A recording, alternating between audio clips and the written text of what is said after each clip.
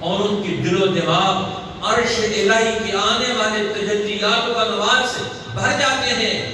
اور دعاؤں کی قبولیت کا یہ عظیم ترین وقت ہے جب ادھر سے بندے کا دل ادھر سے آنے والی رحمت حق اور تجلیات الہی اور فرشتوں کے نزول کا ملاپ ہو جائے، تو یہ عظیم وقت ہے دعاؤں کی قبولیت کا، اللہ سے مانگنے کا، اللہ سے لینے کا۔ اب یہ گھڑیاں حضور علیہ السلام ان کا تعارف کروا رہے ہیں، یہ عظیم ترین وقت ہے۔ تو ام المومنین نے فوراً سوال کیا، حضور ایسا عظیم وقت جو قبولیت کا ہے، اللہ کی رحمت متوجہ ہے، جبریل امین دنیا میں موجود ہے، اور اس کے ساتھ کی نورانی مخلوق وہ اس آدمی سے مسافے میں ہے، اور اس کی دل و دماغ پر عرش الہی کی رحمتیں متوجہ ہیں، اب اس کی زبان سے جو نکلے گا شرف قبولیت حاصل کرے گا۔ تو ایسے موقع پر کیا مانگنا چاہیے؟ اب یہ سوال ہے کہ جب یہ آدمی کو عظیم ترین موقع مل جائے تو اس موقع پر اللہ سے کیا مانگے؟ اب ام المومنین نے یہ سوال کیا کہ اللہ کے پیغمبر اس وقت تھوڑی سی یہ گھڑی پلک جھپکنے کی دیر میں جب یہ مرتبہ اور مقام مل جائے، یہ کیفیت حاصل ہو جائے، تو اس وقت اللہ سے کیا مانگے؟ اب مختصر دعا بتا دیں۔ اب دیکھو حضور علیہ السلام نے ایک رہنمائی دی، اس رہنمائی کی تکمیل کیسے ہوگی، اس سے پورا حصہ کیسے وصول کیا جائے گا؟ یہ دل و دماغ حضور اکرم صلی اللہ علیہ وسلم کی صحبت سے، حضرت ابو بکر صدیق کی صحبت سے، حضرت عائشہ کا یہ دل اور دماغ وجود میں آ گئے۔ آج ہمارا دل اور دماغ کہاں سے پیدا ہوتا ہے؟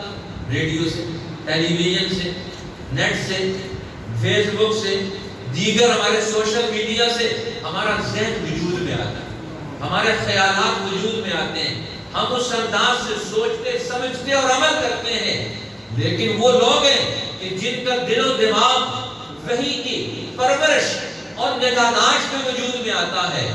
فرماتے ہیں علماء، فرماتے ہیں حضرت عائشہ نبوت کے اعلان کے بعد دنیا میں وجود میں آئی، پیدا ہوئی، اور حضرت ابو بکر صدیق کے گھر میں انہوں نے آنکھیں کھولی، اور ان کو موقع کون سا ملا؟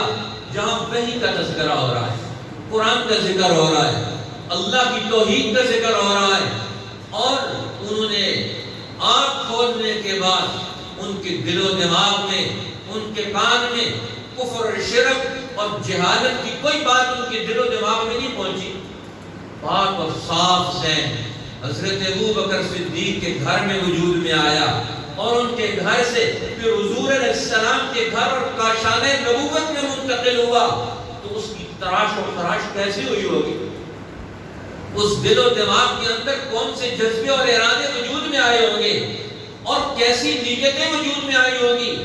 آپ اس زندگی کا مطالعہ کریں، ذرا تصور کریں۔ کبھی آج مسلمان مردوں نے، عورتوں نے، ہماری بیٹیوں نے، ام المومنین کسی ایک زوجہ مطہرہ کی زندگی کا پورا مطالعہ کیا ہو، وہاں سے ہمیں کیا رہنمائی ملتی ہے؟ تو حضرت عائشہ رضی اللہ تعالیٰ عنہ پوچھتی ہیں اللہ کے پیغمبر اس موڑ پر کیا دعا مانگے؟ فرمایا عائشہ یہ دعا مانگا کرو، اللہم انکا عفو تحب العفو فاعف عنی، اے اللہ تو معاف کرنے والا ہے، معاف کرنے کو پسند کرتا ہے، میں تجھ سے معافی چاہتی ہوں، فاعف عنی، تو مجھے بھی معاف فرما دے، تو مجھ سے بھی درگزر فرما دے۔